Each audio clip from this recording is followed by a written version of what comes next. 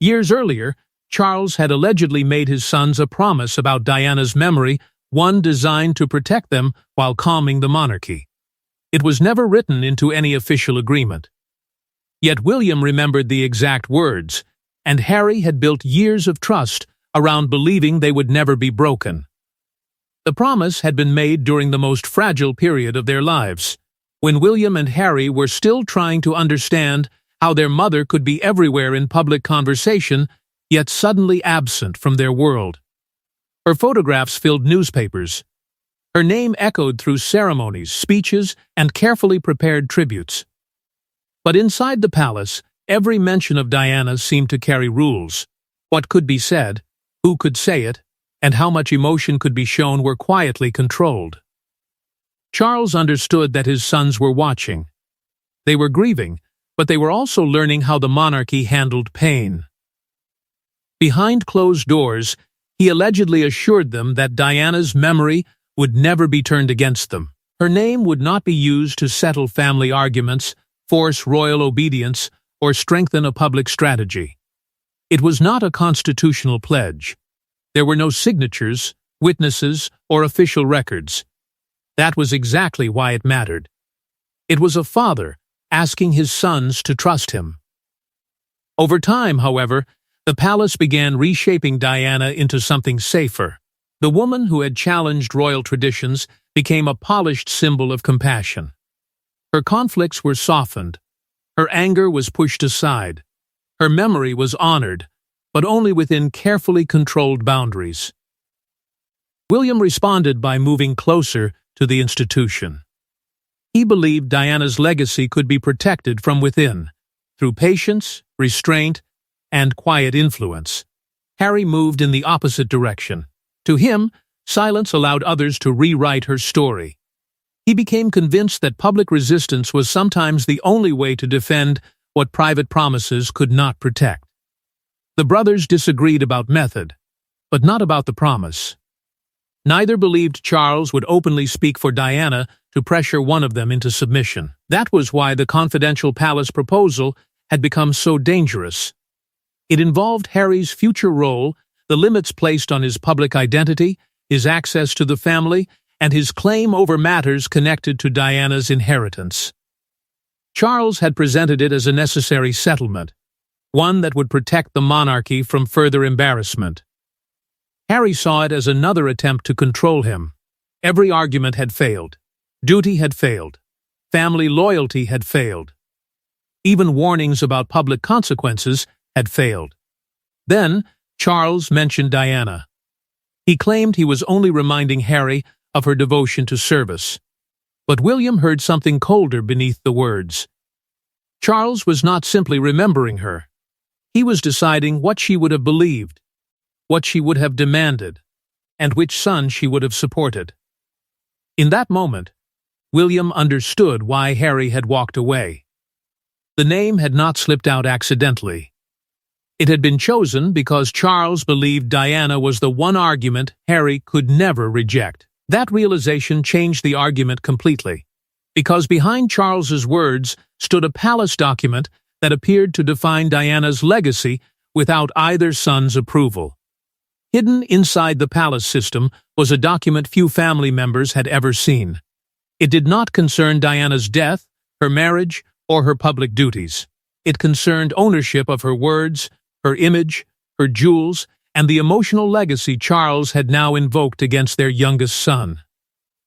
The file was not a single order carrying one clear signature. It was far more difficult to challenge than that. It had grown over time through private letters, legal advice, handwritten instructions, valuations, internal notes, and quiet agreements passed between palace offices. Each page seemed harmless when viewed alone. Together, they formed a hidden structure around Diana's memory, deciding how her name could be used and who had the authority to speak for her. Her possessions had been divided into careful categories. Some were described as personal inheritance. Others were marked as royal loans, historical property, or objects connected to the crown. Then there were the disputed pieces. items whose emotional meaning was clear but whose legal ownership remained deliberately uncertain. Those were the most dangerous, because uncertainty gave the palace room to control them. At the center of the latest argument was one deeply personal object linked to Diana. It carried little constitutional importance, yet enormous emotional power. Harry believed it belonged within the shared protection of both brothers. Palace advisors wanted it placed under stricter control, where access, public use, and any future display could be approved by the institution. Harry had resisted from the beginning. To him, the proposal was not protection. It was another attempt to take something personal and turn it into royal property. Charles answered with the language of duty. He argued that Diana understood sacrifice and would have expected Harry to cooperate if the monarchy's stability was at risk. That was the moment the old promise collapsed. Harry did not hear a father remembering Diana. He heard the king using her memory as pressure. Charles had once promised that their mother would never become a weapon in family disputes. Now her supposed wishes were being used to silence resistance. William's position made the situation even more painful. As heir, he had been allowed to see parts of the restricted file. Harry had not. William knew which objects were questioned, which instructions had been altered, and which decisions had already moved forward behind closed doors. For years he had convinced himself that access gave him the power to protect Diana's legacy from within. Now he began to wonder whether his silence had done the opposite. Charles defended the restrictions as necessary safeguards against commercial exploitation, competing claims, and public scandal. But buried among the papers was a handwritten annotation suggesting that both princes should give consent before any major decision involving Diana's most personal possessions. The note had not vanished completely. It had simply stopped appearing in later summaries. Advisors treated it as guidance rather than obligation, allowing the palace to move forward without Harry's approval. William finally understood that his brother's walkout had not come from sudden emotion. Harry may already have known that the rules protecting Diana's legacy had been quietly rewritten. But Harry had not discovered the secret through official channels, and the person who warned him claimed the palace was preparing to take something Diana had intended her sons to control together. The conflict was no longer only about a name spoken in anger. It was about an inheritance whose value could not be measured in money. Diana had left objects, memories, and private intentions behind, but the palace had quietly decided which parts belonged to her sons and which belonged to history. At the center of the dispute was one deeply personal piece connected to Diana. It was not important because of its market value or royal status. Its power came from what it represented, a private connection between a mother and the two sons she had feared might one day be separated by the institution around them. Harry believed Diana had intended the object to remain under their shared protection, untouched by palace strategy and beyond the control of advisors. William had accepted a different arrangement. Under the plan, the item would be placed inside a controlled royal collection, archive, or trust. Access would be limited. Its future use would require approval. Palace officials described this as preservation, but Harry saw it as surrender. Once the object entered the royal system, he feared it would no longer belong emotionally to the brothers. It would become part of an official story, managed by people who had never understood what it meant to them. That difference exposed the deepest divide between William and Harry. For Harry, inheritance meant closeness. A letter, jewel, or private keepsake was not simply property. It was proof that Diana had existed beyond headlines and royal history. William saw the same object through the burden of his future role. To him, preservation meant preventing it from being sold, exploited, lost, or used against the family. Charles understood that divide and used it carefully. He argued that institutional custody was the only dignified way to protect Diana's legacy. Harry heard control disguised as respect.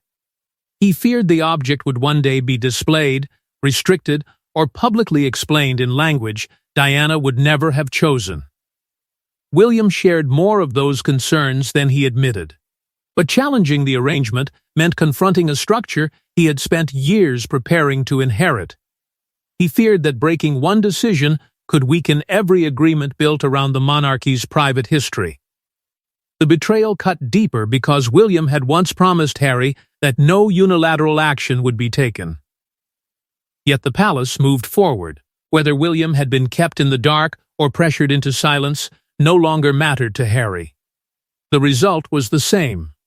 During the family meeting, Harry finally accused William of choosing the crown over their mother. Charles then spoke Diana's name, as though invoking her devotion to duty could end the argument. Harry walked away not only because Charles had spoken for Diana, but because William had failed to stop him. That was why William's reaction said it all. He knew Harry's accusation was not entirely false. He remembered Diana once warning him that becoming king might allow others to speak through him, turning his silence into approval. For the first time, William wondered whether that had already happened. He decided he could no longer accept palace explanations. He needed to know who had authorized the transfer and why his promise to Harry had been ignored. William expected the answer to lead toward palace advisors, but Charles's response pointed somewhere far more dangerous, to an agreement William himself had signed years earlier. William had believed he was protecting Diana's legacy from scandal. Instead, the document placed before him suggested he had surrendered control of it. His signature sat beneath language he barely remembered approving, and Charles knew that once Harry discovered it, the brothers' fragile trust might never recover. The agreement had been signed years earlier, during a period when William was being drawn more deeply into the machinery of the monarchy. It covered royal archives, inherited objects, family correspondence, image rights, and private materials considered sensitive to the crown. At the time, it had been presented as routine protection. Nothing more. A safeguard against theft, exploitation, public misuse, or the disappearance of objects carrying historic value. William had believed he was securing Diana's legacy. He had never understood that the palace was also securing authority over it. Buried inside the agreement were clauses allowing officials to classify disputed possessions as institutionally sensitive. Once that label was applied, access could be restricted, ownership challenged, and family objections pushed aside in the name of stability. The language was quiet, technical, and almost impossible to question without appearing reckless. Charles did not deny it.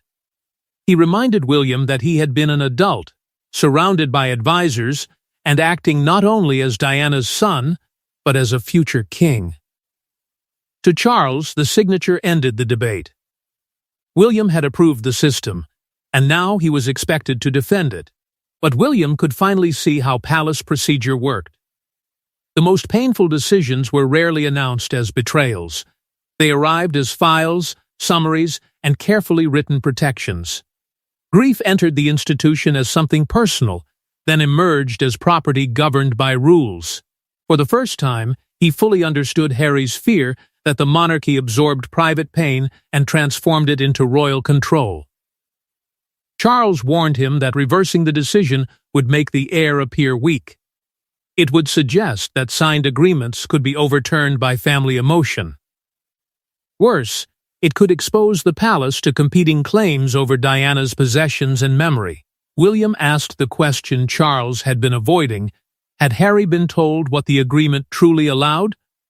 Charles did not answer directly. That hesitation revealed everything. His priority was not rebuilding trust. It was preserving control. The truth grew darker when William learned that senior courtiers had advised Charles to invoke Diana during the meeting.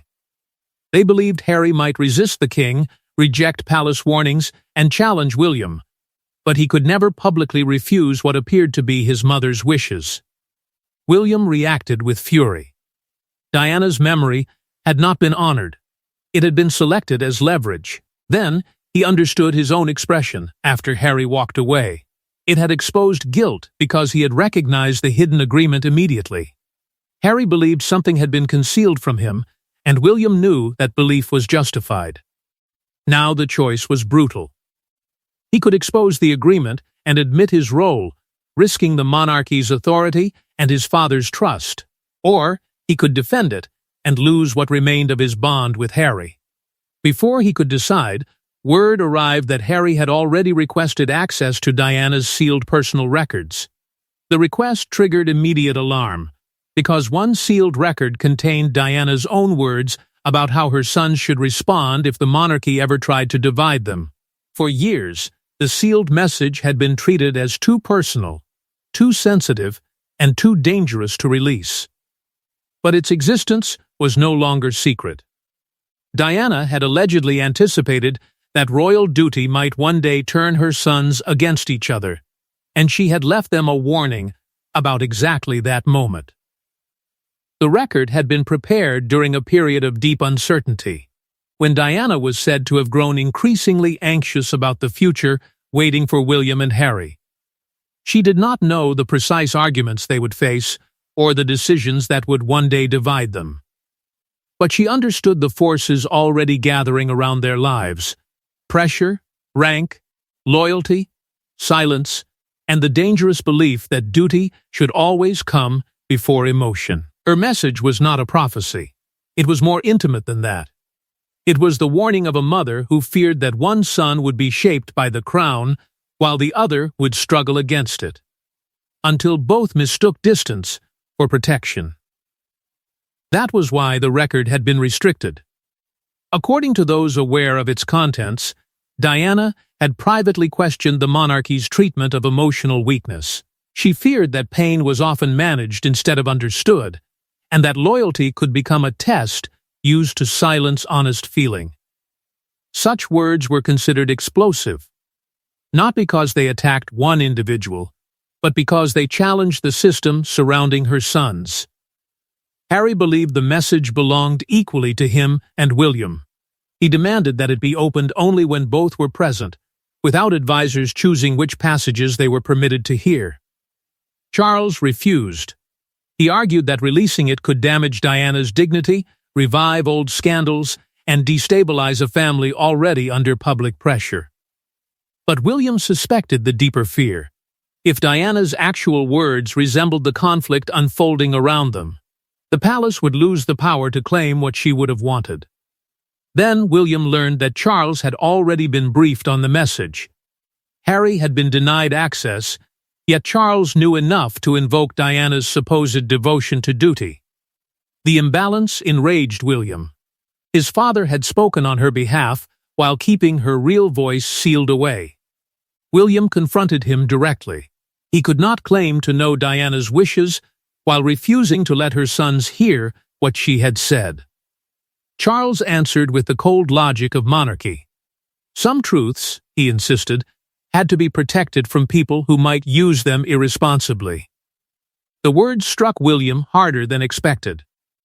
They echoed every accusation Harry had made, that the palace did not trust them with their own grief, only with the version of it considered safe. Harry, meanwhile, was preparing to make the dispute public.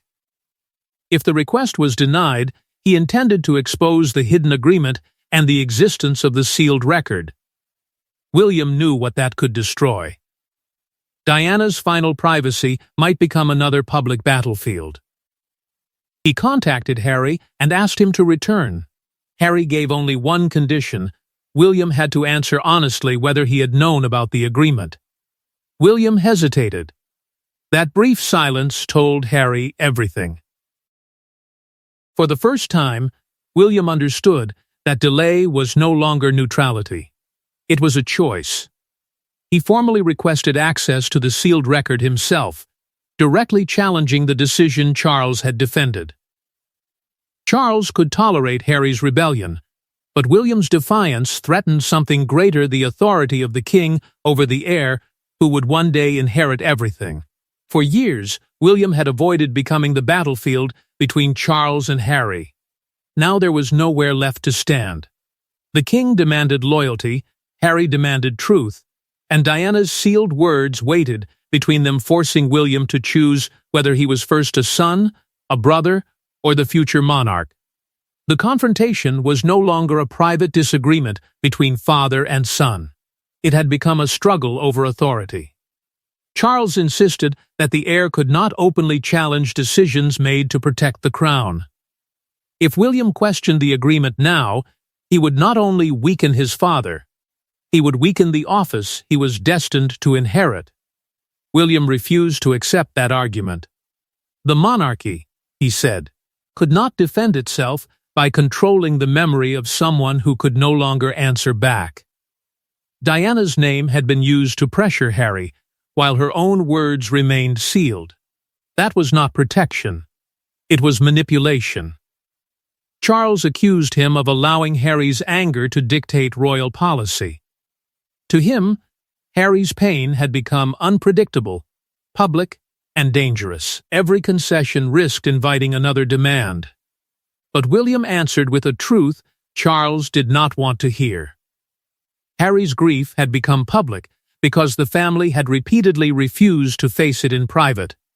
Each time his pain was dismissed, managed, or hidden, it returned with greater force. Then the real fear emerged. Charles did not simply worry about scandal. He feared Diana's sealed message could shape how history judged him. If her words warned against the same pressure now being placed on their sons, the dispute would no longer appear accidental. It would look like the continuation of a wound the monarchy had never healed. William finally understood that guilt had always been standing beside power. Under pressure, Charles admitted why he had mentioned Diana during the meeting. He believed hers was the only name Harry might still obey. The confession changed everything. The reference had not been emotional, it had been calculated. Harry had walked away because he recognized the trap. William could no longer pretend he held no responsibility. His silence had taught Charles that Diana's memory could be used without resistance. By refusing to challenge the palace earlier, he had allowed his position as heir to become silent approval. Charles warned that siding with Harry would weaken William's future authority. It would show courtiers, relatives, and the public that emotional pressure could overturn royal decisions. William's answer was quiet, but final. Authority built on hidden clauses, withheld records, and manipulated grief was already weak. The sealed message was finally brought forward under strict conditions.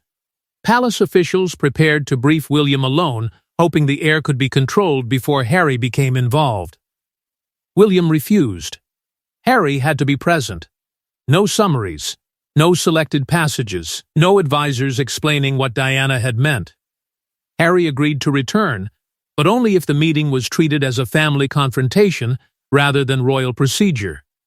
Charles was forced to face both sons without officials directing the conversation or softening the truth. When William and Harry came together, they were not reconciled. The betrayal between them remained. Yet for the first time in years, they stood on the same side of the table. What Diana left behind would not erase years of resentment, but the first words of her message forced all three men to confront the truth they had spent decades avoiding. Diana's message did not name a villain. It did something more devastating. It described how fear, duty, and silence could separate two brothers who loved each other. As the words were read aloud, Harry watched Charles, but William's reaction became the moment no one in the room could ignore. The message did not choose between the brothers, it warned them both. Diana urged her sons not to allow rank, advisors, old resentment, or inherited duty to turn them into symbols instead of family. She feared that one day they might begin speaking as positions rather than as brothers, defending roles while losing the bond beneath them. Her warning to William was painfully clear. The institution, she suggested, might ask him to confuse obedience with protection. He could be told that silence preserved stability, that agreement prevented scandal, and that sacrifice proved loyalty. But each decision made in the name of duty could quietly move him further away from the people he believed he was protecting. Her words to Harry carried a different danger. Anger could defend truth, but it could also leave him alone. Walking away might protect him from being controlled, yet permanent distance could allow bitterness to replace love. Diana seemed to understand the instinct that had made Harry leave the meeting. She also feared where that instinct might eventually lead. The message did not settle the argument over ownership. It did not declare that the disputed object belonged to Harry, William, or the palace. But it destroyed the claim that Diana would automatically have supported one side. No one could use her memory as a simple command again. Charles was forced to confront the most painful truth of all. Diana had understood the emotional cost of royal control long before that cost fully reached their sons. Harry listened without interruption. He had spent years believing that leaving was sometimes the only way to remain honest. Now he heard his mother recognize that impulse while warning him against letting distance become permanent. But William's reaction carried the greater shock. The controlled expression expected of the heir finally disappeared. He lowered his head, unable to hide what the message had exposed. His grief was not only for Diana. It was guilt. He knew his signature, his hesitation, and his silence had helped place the brothers on opposite sides. William admitted the truth directly. He had signed the agreement. Later, when he understood what it could mean, he had still failed to tell Harry. Harry did not forgive him, not then. The damage was too deep for one confession to erase. Still, William announced that he would formally challenge the palace classification and demand joint authority over the disputed part of Diana's legacy. Charles warned of legal confusion, public consequences, and institutional risk. William no longer accepted complication as an excuse for silence. Harry finally explained why he had walked away. Hearing Charles speak for Diana made him feel that even their mother's memory had been taken from them. Charles offered no grand apology. His inability to answer revealed more than words could have done. The brothers left separately, but before Harry departed, William made one promise: no future decision involving Diana would be made without both of them. That was why his reaction mattered. It exposed the hidden cost of becoming king. Some silences protect the crown, others destroy the family. And the final question remained: had Charles lost control when Harry walked away? Or when William finally chose to follow him emotionally? Harry's departure had looked like rejection, but William's reaction revealed the deeper truth. Diana's name had not divided the brothers that night, it had forced them to see who had been standing between them.